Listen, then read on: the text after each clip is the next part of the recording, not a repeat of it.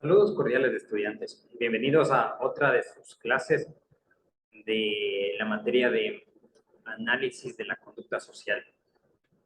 Este día vamos a desarrollar los contenidos de psicología social comunitaria, sus fundamentos, los conceptos, los principios.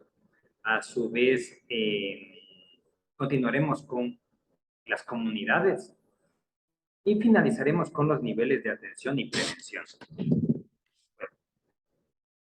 En este sentido, cabe destacar que los tres contenidos van a ayudarles a resolver la problemática de cómo funcionan los servicios de atención en salud mental o para entender cómo es que se generan hospitales, centros de salud, etc. Entonces, comenzamos con lo de la psicología social comunitaria, para lo cual entonces les recomiendo que revisemos el material didáctico de la profesora Montero. Entonces, este artículo se llama Psicología Comunitaria, Orígenes, Principios, Fundamentos Teóricos.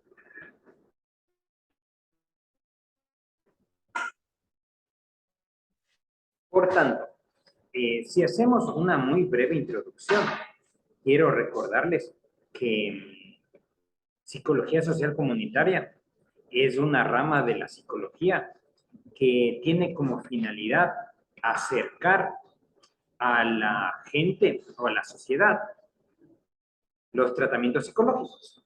Es decir, si pensamos un ratito de otra manera, fíjense que el estereotipo clásico es entender a los psicólogos como un grupo de profesionales que están en un consultorio, en un hospital, hablando a nivel clínico, ¿cierto? A nivel laboral o educativo en una industria, en una organización o en una escuela respectivamente. Sin embargo, desde hace varias décadas se dieron cuenta que esa forma de tratar a las personas, llamémosle personalizada, tiene sus pros y sus contras, pero que una forma con la cual nosotros podemos también ayudar a la sociedad es si es que nos acercamos a ella, específicamente nos referimos a acercarse a las comunidades.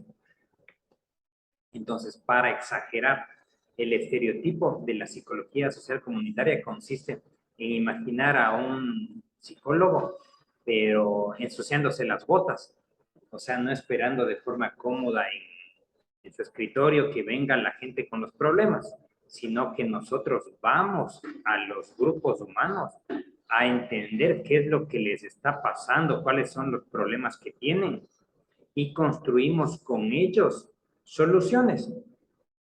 Enfatizo esto, que nos acercamos a las comunidades, preguntamos cuáles son sus problemas, no los presuponemos. Y con la comunidad construimos soluciones para dichos problemas. Por lo tanto, las intervenciones de la psicología social comunitaria es común que no trabajen de forma unidisciplinar, o sea, que no solo vayan psicólogos, sino lo que suele pasar es que los psicólogos se acercan a las comunidades y diseñan en conjunto soluciones que también pueden incluir a otro tipo de profesionales, como los compañeros médicos, odontólogos, por ahí compañeros arquitectos, etcétera. Entonces, enfatizo que es la forma de trabajo en donde nosotros nos acercamos a las comunidades. Y para que también entendamos de forma muy introductoria lo que es una comunidad, se refiere a un grupo humano que está en un lugar físico específico y que interactúa entre sí.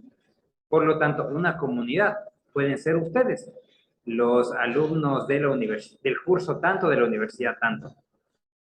Otra comunidad pueden ser los compañeros con los que ustedes se juntan, por ejemplo, cada fin de semana. Por ejemplo, si los hinchas del club X de la ciudad tanto.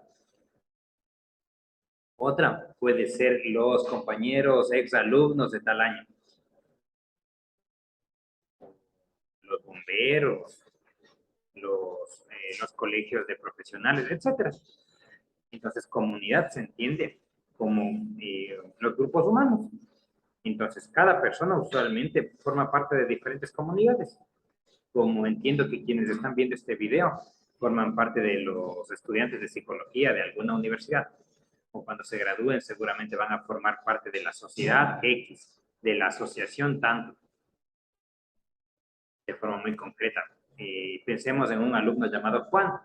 Juan entonces capaz que es psicólogo clínico, por lo tanto forma parte de la comunidad de exalumnos de la universidad tanto. A su vez, ese mismo Juan forma parte de la Sociedad Científica de Psicólogos de Paraguay, por ejemplo. A su vez, él forma parte de la comunidad denominada Sociedad Interamericana de Psicología. Y también forma parte, no sé, me invento, de una asociación de psicología infantil, qué sé yo. Entonces, quiere decir que hay muchas comunidades y cada persona puede pertenecer a diferentes comunidades, etcétera. Entonces, esta rama de la psicología que estamos aprendiendo se caracteriza porque va a las comunidades, no es que les invita, vengan a mi consultorio, sino va a donde se reúnen esas comunidades a indagar cuáles son las problemáticas que les aquejan y se construye de forma conjunta la solución. Por lo tanto, después de este breve panorama, vayamos detallando puntos específicos. Entonces, la psicología social comunitaria tiene un largo origen que se le reporta en la década de los 70 aproximadamente, de 60 en los 70. Entonces, acá miren, nos dice que un antecedente importante se dio en Estados Unidos, porque dice que eh, aparece esta forma de pensar como respuesta a la necesidad de una psicología que trabaje con las organizaciones sociales. Por eso es que nos dicen, cambiándolas o modificando estas organizaciones para que los individuos que forman parte se beneficien. Entonces, acá estamos hablando también que hay un énfasis en la acción, es decir, que no es solamente ir y orientarles o enseñarles cosas, sino se fundamenta en que la gente también sea partícipe actuando, haciendo cosas. Un ejemplo, imaginemos que estamos en un país de América del Sur X y entonces que vemos que hay una comunidad, miren, que le veo desde afuera y parece que viven en condiciones precarias. Entonces, como tengo un buen corazón, voy, entonces compro 50 casas y le regalo. Eso no sería una acción social comunitaria, porque ven que acá no es que uno ve el problema de afuera y ya presupone que ellos tienen un problema y vas y les das, porque uno primero tiene que ir a preguntar si es que tienen algún tipo de necesidad, porque capaz que para los que vemos de afuera, el hecho de que no tengan una casa de concreto es un problema, pero puede que para esas comunidades no lo sea así. Entonces, primero esto de ir y regalar cosas que por más que tenga buena intención, no es intervención social comunitaria porque ven que no estamos preguntando al sujeto si él percibe que lo necesita. Y en segundo lugar, no estamos generando una participación de la comunidad, o sea, que hagan alguna acción para que se sientan empoderados. Entonces, ese tipo de iniciativas es difícilmente, son difíciles que funcionen de forma adecuada. Sí. Ah, otro ejemplo. Imaginen que hay un país en donde hay comunidades humanas que tienen otra forma de creencia. Póngase que hay gente así que tiene más vinculación con ciertos pueblos originarios. Entonces, puede que nosotros desde afuera veamos así que estudian en una escuelita que es muy sencilla, que tienen un profesor para dar clase a niños desde 6 a 10 años, que no tienen laboratorios, que no tienen lugares de esparcimiento, que no tienen baños salubres. Entonces, si nosotros vamos y así con mucha idea de ayudar y así con un corazón muy grande y les ponemos así una mega escuela con laboratorios de física, de biología, de anatomía, pongámosle con una piscina, con una cancha de césped sintético para que se recree, con duchas eléctricas o con calefón, etcétera. Por más que tenga buena intención, eso corre mucho riesgo de que genere un problema más grande, porque capaz que para esas comunidades ellos no vean problemático el hecho de que sus chicos estudien en una escuela así sencillita, sin laboratorios y sin comodidades. Y hasta la gente puede enojarse y entonces dejan de apoyar esas iniciativas. Ejemplo, les hablo de forma, en un caso muy concreto, porque algo así sucedió en mi país, Ecuador. Entonces, ven que quienes tenemos la forma de pensamiento occidental, sostenemos que es indispensable que en las escuelas y en las secundarias los chicos tengan diferentes tipos de laboratorio, tengan diversidad de propuestas deportivas y de arte para que puedan fomentar más su salud física y su creatividad. Es decir, ese es el paradigma occidental.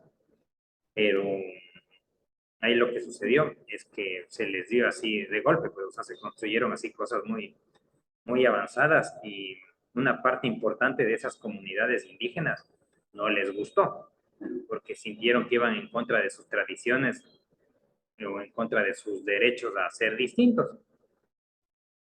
Y pues dejaron de apoyar esas iniciativas. Entonces, la gente que veíamos de afuera decíamos, ah, mira, qué bueno, porque ya tienen más cosas para estudiar. Y muchas personas de esas comunidades se sentían contentos al poder estudiar ya en laboratorios, este, poder dedicarse a otro tipo de deportes, etcétera. Pero a una parte importante de esas comunidades les molestó.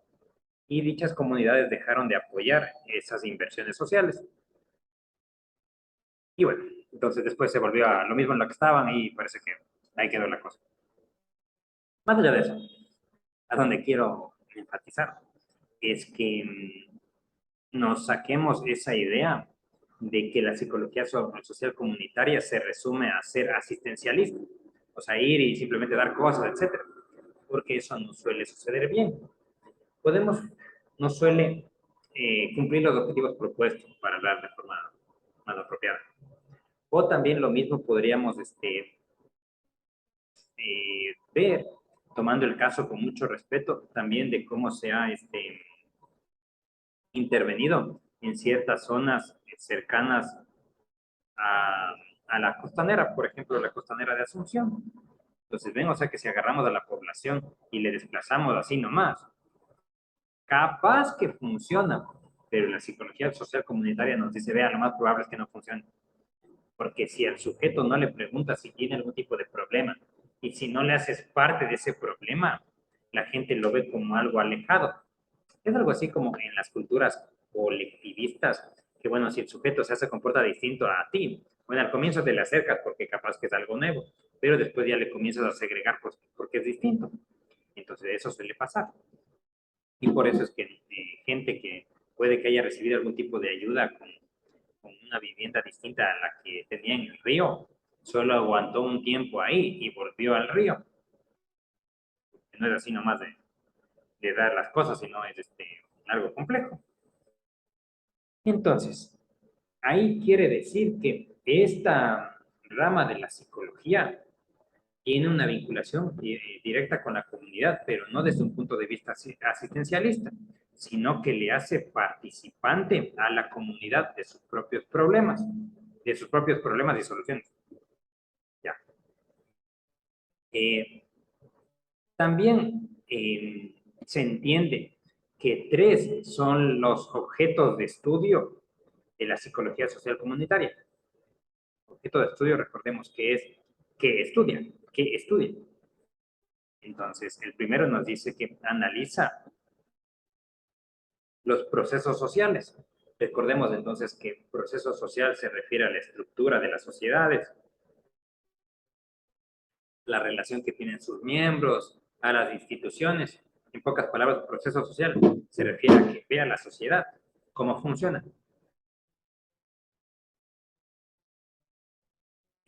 También nos dice que el otro estudio es las interacciones que se da en un sistema social específico. Va de nuevo. Analiza en general las sociedades, cómo se estructuran las partes que tienen las sociedades. También estudia las interacciones de un grupo social específico. Por ejemplo, cómo funcionan los migrantes los migrantes paraguayos en Madrid. Entonces, la psicología social comunitaria analiza a todas las sociedades y también de forma específica.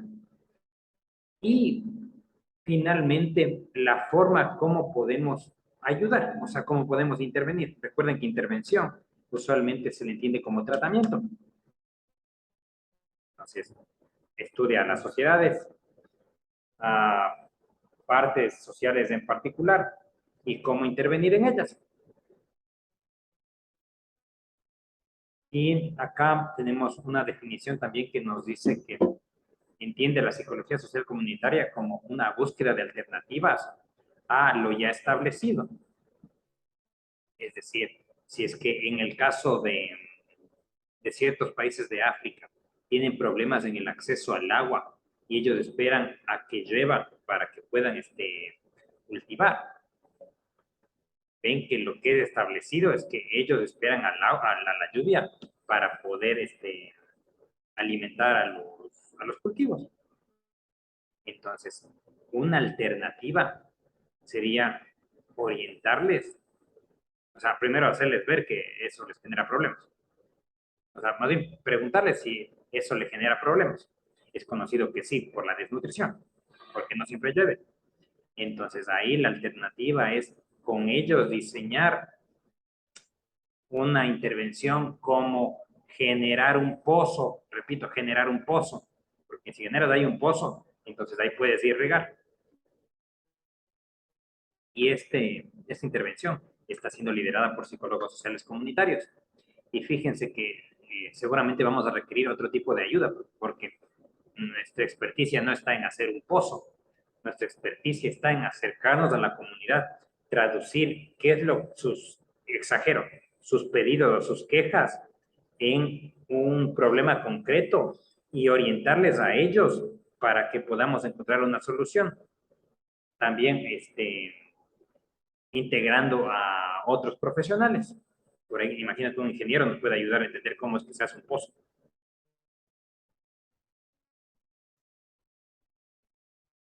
Con este mismo ejemplo, quiero enfatizar que la psicología social comunitaria no arregla o no interviene solamente en problemas de la salud mental, sino de otras índoles, como les dije hace un ratito, que bueno, la gente no tiene agua y eso ven que no es parte del problema de la psicología, pero como nosotros estamos ayudando a que la comunidad mejore, ahí sí ya es, como dicen en mi país, ya es nuestro muerto.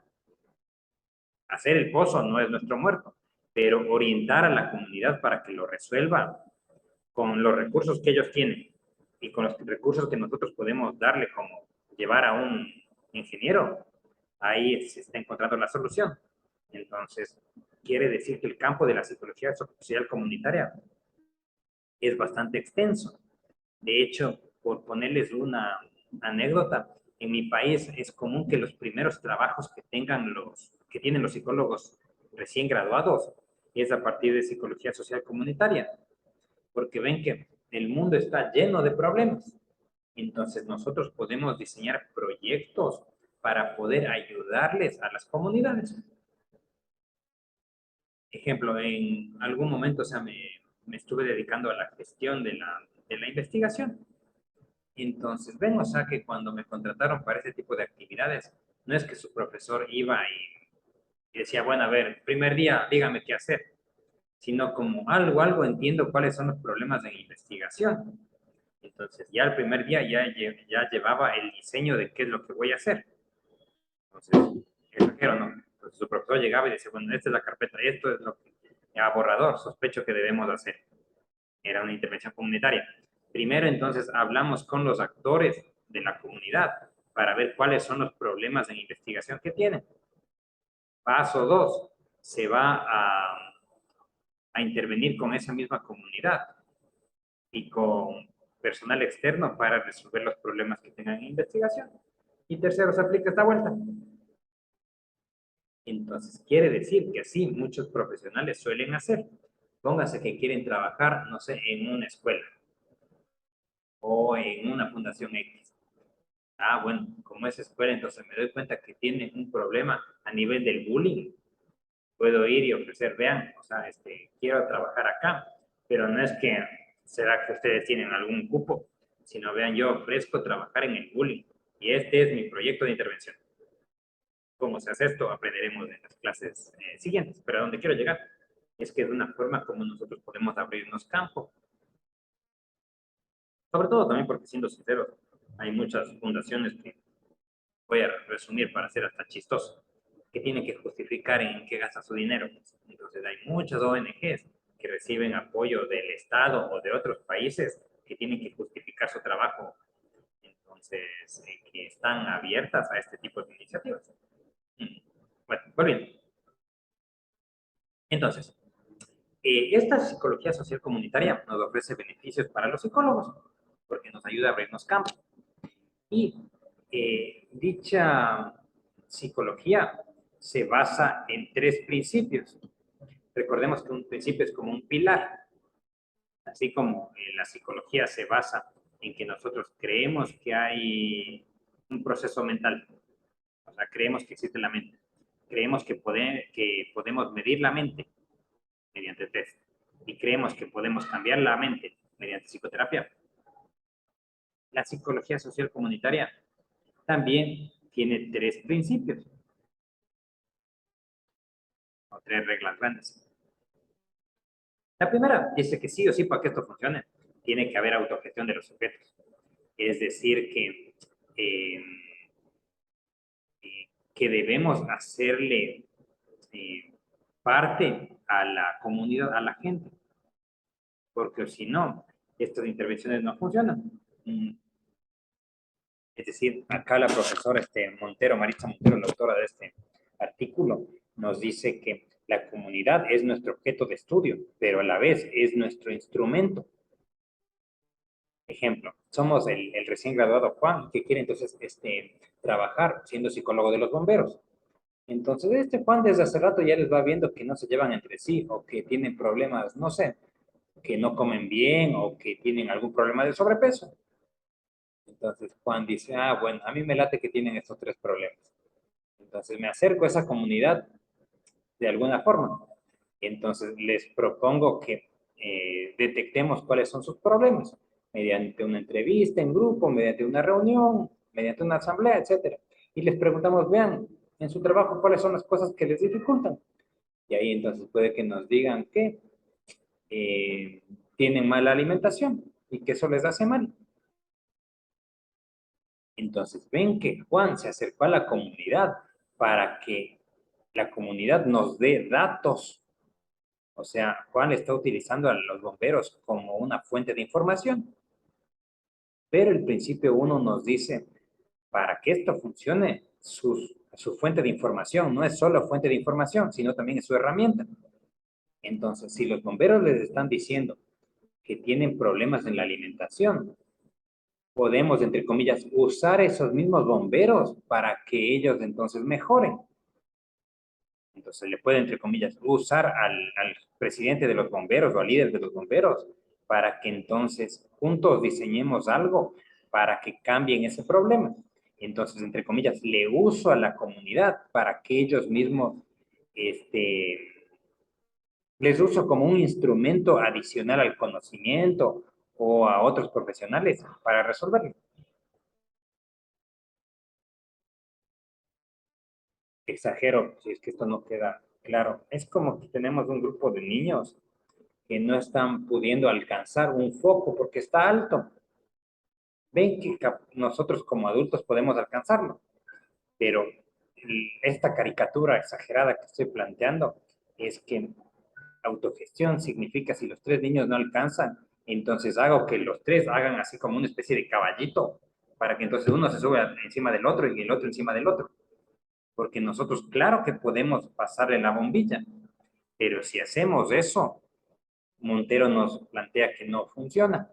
Entonces, la comunidad es una fuente para obtener información de lo que les pasa a ellos, para obtener un diagnóstico. Pero debemos usarles a ellos para resolverlo. El argumento a esto radica en que si nosotros le bajamos la bombilla, cada vez que vuelva a pasar el problema nos van a buscar a nosotros. Y la psicología ven que una de las cosas más bonitas que tiene es que busca que nosotros no seamos imprescindibles, sino que el paciente se vaya lo más rápido posible de la psicoterapia para que sea independiente. Entonces, si los niños entienden que haciendo el caballito pueden acceder a la bombilla, o si los bomberos entienden que, bueno, si el líder hace tal cosa y el subteniente hace tal cosa, cada vez que hay un problema de la alimentación, ellos lo van a poder resolver. Por otro lado, también nos dice que eh, quienes toman la decisión en la psicología social comunitaria es la comunidad. O sea que nosotros solamente somos una especie de canalizadores para que ellos traduzcan sus problemas y obtengan sus soluciones. Pero por última instancia, quien decide si quiere o no cambiar es la comunidad.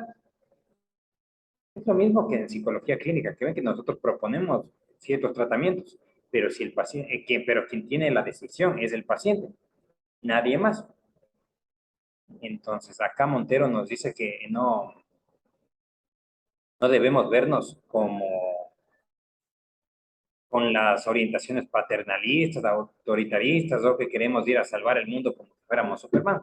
No, es acá, vean, si la comunidad cree que tiene un problema con la corrupción y quiere cambiar eso, les orientamos, pero capaz que ellos no ven que la corrupción sea un problema, o que por más que le vean como problema, capaz que no quieren cambiarlo.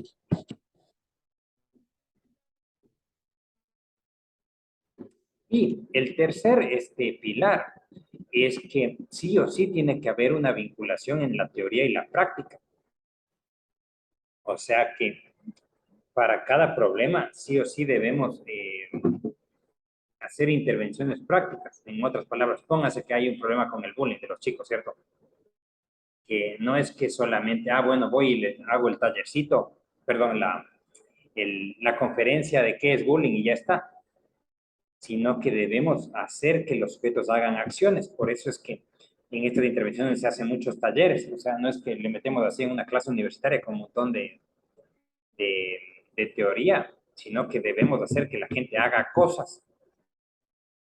Por último, hasta un collage de vean las veces que me han hecho bullying, pero la cosa es que cuando la comunidad se comienza a hacer algo, ya se apodera del problema y comienza a entender lo mejor para la solución. Seguramente varios de ustedes están pensando que esto es lo que hacían en su colegio o en su escuela, en lo denominado escuela para padres. Y la respuesta es sí, esa misma vuelta es. Porque ven que se acerca un grupo de expertos a una comunidad, ven cuáles son los problemas entre los padres, y entonces por eso les llaman cada mes, cada 2 meses, etcétera, a hablarles sobre que no les maltraten a los hijos, que no les bajonen el autoestima, etcétera. Y no es que seguramente eran clases magistrales, sino les hacían que recorten, que vean algún tipo de psicodrama, o sea, como actuación de teatro así en vivo, o que compartan las experiencias, etcétera. Entonces, son intervenciones comunitarias. Y a ver qué más tenemos por acá. Bueno, entonces, recapitulando, la psicología social comunitaria es la parte de la psicología que estudia las necesidades de las comunidades y orienta a su solución. Bueno, otro punto importante es lo que se denomina comunidad. Comunidad. Entonces, nos referimos acá al grupo humano que tienen un espacio compartido y tienen una vinculación. Déjenme revisar en dónde estaba. Acá están los apuntes. Miren. Nos dice que la comunidad eh, tiene características como que tiene algún lugar, un espacio, una ecología compartida. Ejemplo, los hinchas de Boca son una comunidad que seguramente se reúnen en el estadio La Bombonera. La comunidad de bomberos de Sajonia, que me parece que hay, seguramente se reúnen en la estación de bomberos de Sajonia. La comunidad de los universitarios de tal institución privada se reúnen en esa universidad. Y así. Eh, También para que sea comunidad tiene que haber algún tipo de estructura. La estructura se refiere a algún tipo de orden. Entonces, ¿quién es el líder de los bomberos, el líder de la barra, el representante del curso? Y también tiene un componente sociopsicológico, es decir, en pocas palabras, que tienen una identidad compartida. Entonces, para mal o para bien, quienes están escuchando esta clase ven que algo les debe unir a su comunidad, pues, por más que estén muy enojados con su universidad, con los compañeros de colegio o algo, quiere decir que en el fondo alguna identidad han de tener. Pues. O sea que, bueno, por último, algo de bueno te ha de caer por lo menos la universidad, por ahí, por lo menos los colores, el logo, la ubicación, o sea que se sienten unidos porque están identificados con algo. Una comunidad también es un país, porque vivimos entonces dentro de los límites territoriales de Paraguay, entonces por lo menos en algo estamos de acuerdo. No sé qué, sabrá Dios en qué estamos de acuerdo, pero la cosa es que en algo estamos de acuerdo, quienes vivimos acá. Sí, entonces las comunidades uno puede encontrar por donde quiera. Entonces, si ustedes practican yoga, esa es su comunidad. Si ustedes juegan piqui volley en su barrio, esa es una comunidad, la comunidad de piqui volley del barrio, sabrá Dios cómo se llama. O si van al catecismo o si van a la iglesia tanto, esa es otra comunidad. Con sus compañeros, ex alumnos de colegio, etcétera. Es decir, su trabajo, en donde quiera que estén, el ser humano está lleno de comunidades. Sí. Entonces, eso es una comunidad en pocas palabras, una sumatoria de gente que vive en un espacio eh, que tienen cierto tipo de orden y que tienen una identidad compartida. Entonces, cuando hablamos así de comunidades digitales como Instagram o Facebook, ahí como que la cosa se pone más compleja porque no es que tienen un lugar o un espacio físico compartido, capaz que el espacio digital sería lo compartido, si podemos hablar de comunidades digitales. Mm. Bueno, probado ya de eso, eso sería una comunidad. Y el último punto que vamos a desarrollar son los niveles de atención. Perdón. Eh, Esto de las comunidades nosotros podemos encontrarle en nuestro artículo de Psicología Social Comunitaria, Teoría y Concepto, de la autora Tobar Pineda, es una cubana. Acá quiero hacer un énfasis porque ven que la psicología tiene un montón ¿cómo se llama? De, de ramas y varias ramas están desarrolladas en diferentes países. Por ejemplo, la psicología experimental está muy avanzada en Estados Unidos y en los países del primer mundo en general.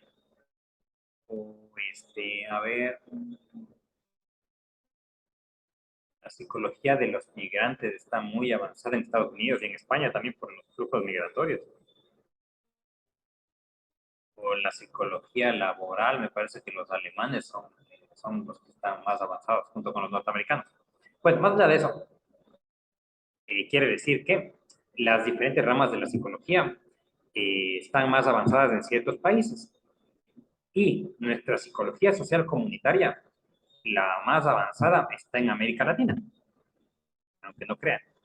Es decir, así estudiantes o profesionales de otras partes del mundo vienen a Latinoamérica a aprender cómo es que nosotros hacemos estas intervenciones.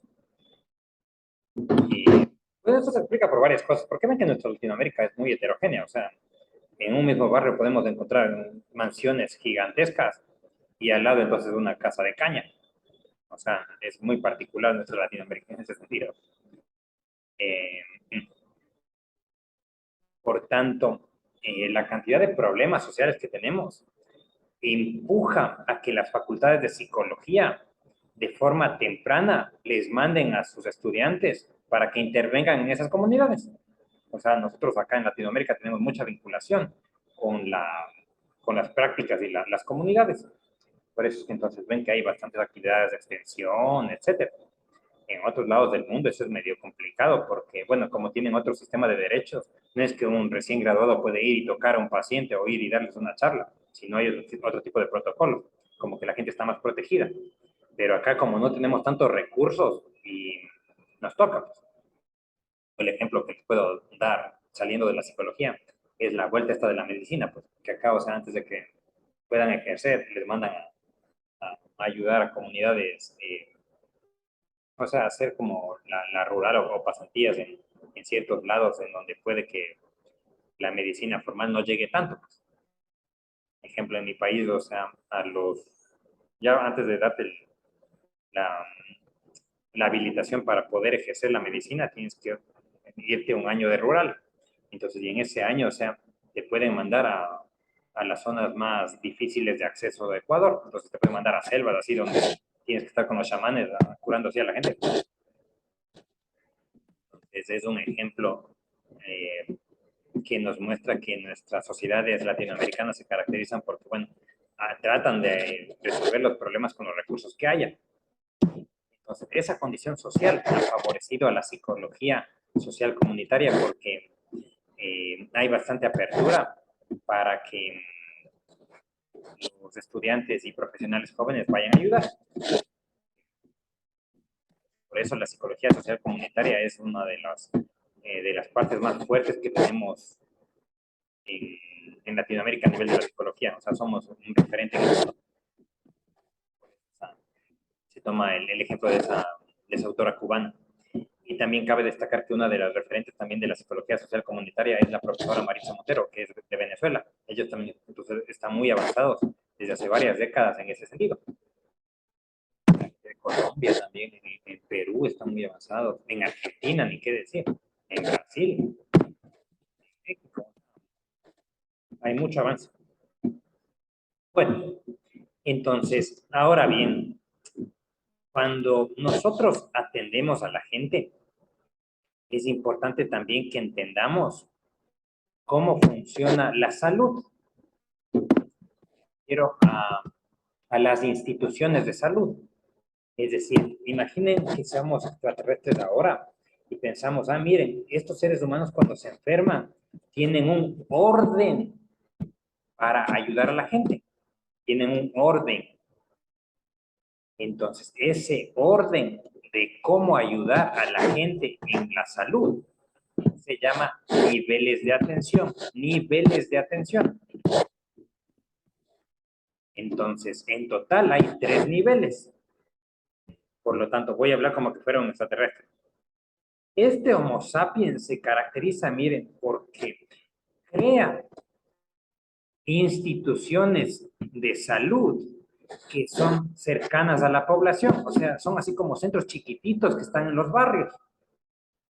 Entonces son centros chiquitos, porque ahí no es que vamos a tener el megatomógrafo, o sea, exagero, no es que vamos a tener muchos profesionales de salud con diferentes especialidades y con tecnología súper avanzada.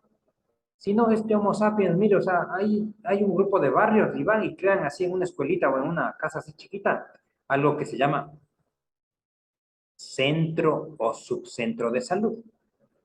Entonces, el primer nivel consiste en crear instituciones cercanas a las comunidades y que brindan ayuda a enfermedades de baja complejidad. Entonces, se crean estos centros o subcentros porque las enfermedades de baja complejidad representan aproximadamente el 80-85% de las enfermedades. Entonces, volvamos a ser seres humanos. Los seres humanos tenemos la idea, o entre comillas, la obligación, si hablamos de personal de salud, de enseñar a los pacientes, vea, si usted tiene gripe, vaya al centro o subcentro de salud. Con otras palabras, si usted tiene una enfermedad sencilla, o sea que no es compleja, por favor vaya al primer nivel de salud. Va de nuevo. Si tenemos problemas simples de salud, o sea, patologías que no son graves, el primer paso es ir al centro o subcentro de salud. Seguramente varios de ustedes están pensando, pero no es que funciona tanto así o uno se arriesga. La respuesta es sí. Tienen la razón que en algunos lados no funciona tan bien la cosa, o por último no funciona, pero el modelo o la guía de cómo tienen que dar salud los estados es así, creando primeros niveles de salud, conceptos, centros y subcentros, y enseñando a su gente a que los usen. Ejemplo, en teoría, si te muerde un perro, para que te pongan la antirrábica, tendrías que ir al centro y subcentro y ahí te deberían aplicar. Si es que en ese primer nivel de atención no se puede resolver el problema, recién ahí se remite a los pacientes al segundo nivel de atención, que corresponde a los hospitales generales. Enfatizo, hospital general, hospital general. Entonces, en estos hospitales nosotros podemos resolver hasta aproximadamente el 95% de los problemas que se generan. Entonces, un ejemplo de estos hospitales generales, a ver, podemos pensar, si mal no recuerdo, el hospital de Barrio Obrero, me parece que es un hospital general. Asimismo, el de clínicas es otro, tal cual. ¿Qué más? A ver, bueno, sí. Entonces, dichos hospitales se caracterizan porque pueden atender a patologías diversas. Sí, tal cual. Entonces, fíjense que la diferencia acá radica en que estamos ante instituciones que ya tienen mayor cantidad de profesionales y mayor cantidad de especialidades. Por lo tanto, acá ya se agarran patologías más complejas. Entonces, pisando la pelota nuevamente, si alguien tiene gripe, mal haría en ir al hospital de Barrio Obrero, sino lo que primero tendría que hacer es ir al centro o subcentro de salud que más tenga a la mano. Enfatizo, en la práctica ven que puede que eso sea riesgoso, porque si el sistema no funciona, el paciente corre riesgo de que se enferme más. Les doy la razón. Pero en términos pragmáticos tenemos que entender que así funcionan los sistemas y enseñarles a los pacientes a que así funcionan. De ahí a que el Estado no dé suficientes recursos a cada lugar, ya es otra cosa. Sí. Ahora, el tercer nivel de atención corresponde a los hospitales de especialidades. Hospitales de especialidades. En cambio, acá son lugares en donde se atienden patologías específicas, enfermedades específicas, ya que fíjense que el primer nivel agarra patologías generales. Segundo nivel, especialidades. A ver, no, patologías generales. Acá, patologías más específicas, o sea, acá hay más especialistas. Y en el tercer nivel estamos hablando de instituciones en donde se dedican a un grupo de patologías específicas. Por ejemplo, el hospital neuropsiquiátrico, porque ese tiene profesionales solo del área de las ciencias de la salud mental. O si hubiera un hospital dermatológico o un hospital oncológico, ven que ya es algo más específico. Entonces, tienen este orden porque si el paciente tiene una enfermedad y no le resuelven en el primer nivel, tendría que ir al hospital general. Y si en el hospital general tampoco le pueden dar solución, recién ahí tendría que ir al hospital neuropsiquiátrico o oncológico o etcétera. Porque si la sociedad no se ordena así y la gente ante una gripe va al hospital de enfermedades respiratorias, le va a saturar al toque. y la mayor parte de la gente que iría se podría solucionar en el centro y subcentro de salud. Entonces, más allá de los problemas estructurales que presenta su sociedad, las evidentes problemas en el presupuesto que tiene la salud pública, otro de los problemas que tiene acá es que la gente no entiende esta vuelta y entonces va de una al hospital de especialidades y eso le satura.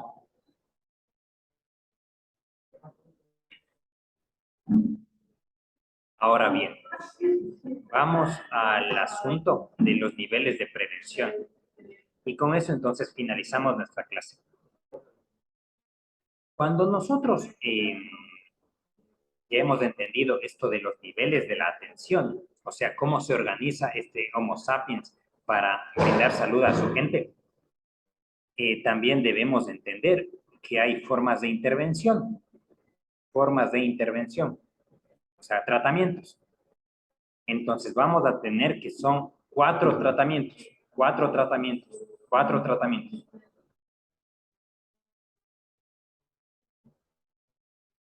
El primero, a ver, vamos así. El primer tipo de tratamiento se llama prevención primaria. Prevención primaria.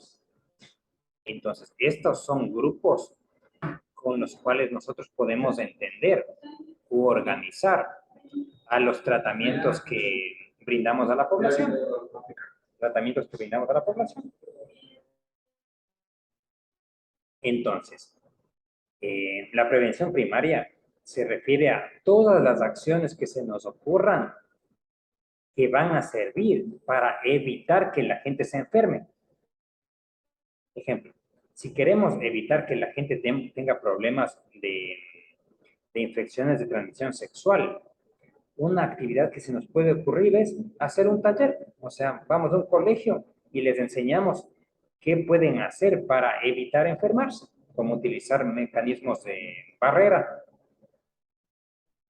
Otra acción para evitar que la gente caiga en enfermedades como la drogadicción, por ejemplo, es hacer un psicodrama, o sea, llevar a una comunidad un teatro en donde ahí los actores muestran los problemas que uno va a tener si caes en las drogas. Otra acción puede ser repartir volantes, hacer una publicidad en la televisión, etcétera. Entonces, la prevención primaria es cualquier intervención que se les ocurra que sirva para evitar que la gente se enferme. Es decir, que agarramos a la comunidad antes de que estén enfermos de tal patología. El más clásico o más común que he visto que hay acá son las acciones de prevención primaria del dengue, porque ven que va un grupo de sujetos así casa por casa dando volantes o diciendo a la gente que no tenga aguas residuales. Uno podría pensar, pero bueno, eso es pérdida de dinero. Y la cosa es que no, porque aunque no crean, las intervenciones en prevención primaria son más baratas en comparación con que si no hiciéramos eso y la gente se enferma y tenemos que pagar especialistas para que les estén inyectando. Entonces, así agarrar un grupo de psicólogos novatos o estudiantes de secundaria y que vayan casa por casa golpeando a la gente y diciendo, a la puerta y diciéndole, vea, no tenga agua, vea, bote tal cosa, es mucho más eficiente que intervenir cuando ya la gente se enferma. Seguramente varios de ustedes ahora están pensando que, por eso en secundaria iban a hablarnos sobre bullying, etcétera, bla, bla, bla, bla, bla. Y la respuesta es sí, esos eran ejemplos de prevención primaria. Por otro lado, la segunda forma de intervención que podemos hacer es la secundaria. Echamos la pelota, estamos hablando de cómo funcionan los sistemas de salud en general, no solo los psicólogos. Entonces, en prevención secundaria se refiere a que eh, son las acciones dirigidas a la gente que, que está comenzando a tener el problema. Por eso es que nos dice que consiste en hacer un diagnóstico temprano. O sea, cuando la gente recién está teniendo la enfermedad, ¡pum!, ahí vamos. Ejemplo, con la gente que se está enfermando de alguna infección de transmisión sexual. O si es que hablamos de enfermedades mentales, alguien que está ya teniendo depresión. Ah, ya, muy bien. Entonces, el segundo nivel, la prevención secundaria se refiere ya a los tratamientos de la gente cuando ya está con la patología. Tratamientos cuando la gente ya está en la patología. Entonces, en nuestra ciencia, los ejemplos son hacer el diagnóstico psicológico y aplicar la psicoterapia. Eso es. En otro tipo de enfermedad, de ramas de la salud, podría ser, pónganse los odontólogos, ya curar las caries. Porque en prevención primaria ellos entonces enseñarían, vean, lávese los dientes, lávese los dientes. En prevención secundaria es ya la intervención, o sea, curar la caries. O si es que hablamos de otro tipo de enfermedades como las ITS, infecciones de transmisión sexual. Prevención primaria sería dar volantes, vean, cuídense. Prevención secundaria es cuando ya tienen las ITS y bueno, aplicamos la penicilina para que se cure. Entonces, ejemplos de prevención secundaria en psicología, hay varios. En la terapia cognitivo-conductual, la hipnosis, la terapia racional emotiva, las técnicas de resolución de problemas, las técnicas de la psicología positiva. Retiro lo dicho, esto último. Iba a decir psicología positiva, pero eso es otra cosa. Entonces, en pocas palabras, lo que a ustedes les van a enseñar de formas de ayudar a la gente, eso es prevención secundaria. Y el tercer grupo de intervenciones en salud se llama prevención terciaria. Y esto consiste en las actividades que podemos hacer para reinsertarle socialmente a la gente que estaba enferma. Porque ya después de que el paciente le curamos de la depresión, no es que, bueno, vaya nomás y se acabó la psicoterapia y cada uno por su lado, sino que son las acciones para que el sujeto recupere la funcionalidad, porque el hecho de que haya superado la enfermedad no quiere decir, o sea, que ya puede volver a su estado, entre comillas, de normalidad o preenfermedad. Ejemplo, alguien entonces que tiene problemas de adicción y ya está controlado, no es que, bueno, vaya nomás por la vida y todo bien, porque él seguramente va a volver a los círculos patológicos que le podrían hacer que caiga nuevamente. Entonces, prevención terciaria consiste en ayudarle a que se reinserte nuevamente. Por eso es que los ejemplos corresponden a la terapia grupal, como Alcohólicos Anónimos, etcétera, en donde el sujeto ya está controlado, pero son esas acciones para que nosotros hacer que se vincule otra vez con la sociedad. Mm, eh, Pónganse, si es que alguien se lesiona del tendón de Aquiles, no es que, bueno, ya está curado y ya está, sino que, o sea, serían acciones para que de a poco recupere el nivel que tenía previo a la enfermedad. O sea, como un seguimiento podemos entender. Entonces, acciones de prevención terciaria son este, el seguimiento psicoterapéutico, etcétera. Es decir, es diversa la cosa. Y finalmente, el último grupo que, que representa nuestras intervenciones se llama promoción de la salud.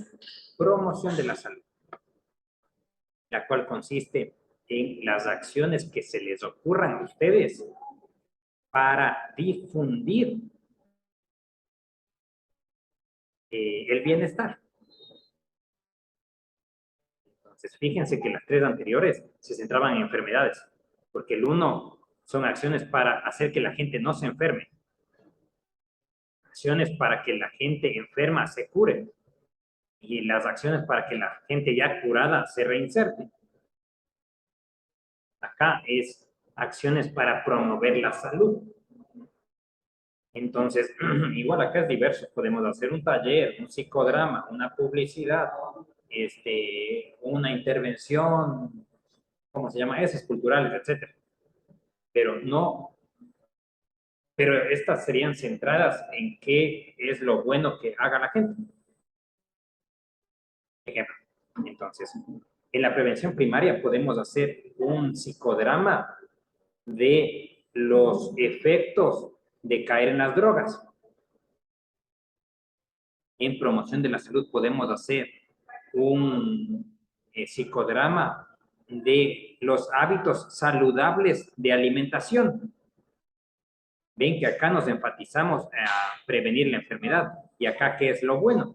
Entonces, en pocas palabras, la promoción de la salud consiste en hablar del comportamiento ideal que deberíamos tener los seres humanos. Es decir, hablarles de adecuadas normas de alimentación, de aseo, de sueño, de cuántos litros de agua debemos tomar, cómo debemos hablar con la gente, la cantidad de ejercicio que debemos realizar, eh, los beneficios del estudio, etcétera. Y también acciones para promover no solo la salud física, sino la salud emocional. Y ahí están las intervenciones de la psicología positiva, la cual es una ciencia, enfatizo, es una ciencia, por más que su nombre suene extraño, la psicología positiva es una ciencia que crea intervenciones para que la gente tenga más bienestar, como las técnicas de la gratitud, la exploración de los talentos, etc. Entonces, como ejemplos de promoción de la salud, entonces podemos hacer un teatro de los beneficios del alimentarse de forma balanceada. O podemos hacer un tríptico acerca de los beneficios de la meditación. O una publicidad de los beneficios de correr, de la caminata diaria. O una charla de los beneficios de la comunicación asertiva. Entonces, quiere decir que para pisar la pelota, todas las intervenciones que hacemos los personales de salud, podemos agruparla en 4. 3 de estos grupos son intervenciones que se centran en la enfermedad y una en la promoción de la salud. Entonces, como ustedes pueden sospechar, lo que es más barato es este. Porque si intervenimos en enseñarle a la gente cómo debe alimentarse de forma balanceada, nos ahorramos tener que hacer talleres de prevención primaria en que vean cómo evitar la obesidad, cómo evitar la anorexia, cómo evitar los problemas cardíacos por comer tantas papas fritas, por poner un ejemplo. Entonces, las actividades de promoción de la salud son más baratas. Y aunque ustedes consideren que estas dos serían como pérdida de dinero, piensen, o sea, cuánto cobra en general de una persona por dar una charla de promoción de alimentación saludable o una charla de prevención de obesidad, en comparación con cuánto cobra por hora un cirujano para que te abra te abra la aorta y te saque ciertas estructuras. Entonces, por eso es que los países invierten tanto en promoción y en prevención, porque eso sale más barato. Inclusive hay acciones que vinculan de forma integral, pónganse, en países como Cuba, hasta donde sé, ellos detectan así a los niños que parece que son más violentos, o sea que en otros lados, si les dejarían así por la vida, podrían caer en delincuencia. Entonces ellos les agarran y ¡pum! De una, usted va a ser boxeador. Y por eso es que en las Olimpiadas, o sea, los boxeadores cubanos son tan bravos, porque desde chiquitos ya les detectan el potencial para la agresión y les hacen funcionales. Entonces, cierro la clase recordándoles esta idea, que hoy a manera de resumen hemos visto los elementos de qué es la psicología social comunitaria. También las características de las comunidades. Continuamos con los niveles de atención de la salud y se finalizó con los niveles de prevención. Niveles de prevención. Y ahí hablamos entonces que son 3. Y se añadió lo que es la promoción de la salud. Entonces, estos últimos elementos podemos agruparle como tipos de intervenciones. Tipos de intervenciones. Bueno, entonces, hasta acá ha llegado nuestra clase. Espero que se encuentren bastante bien. Y entonces nos veremos en otra oportunidad. Chao.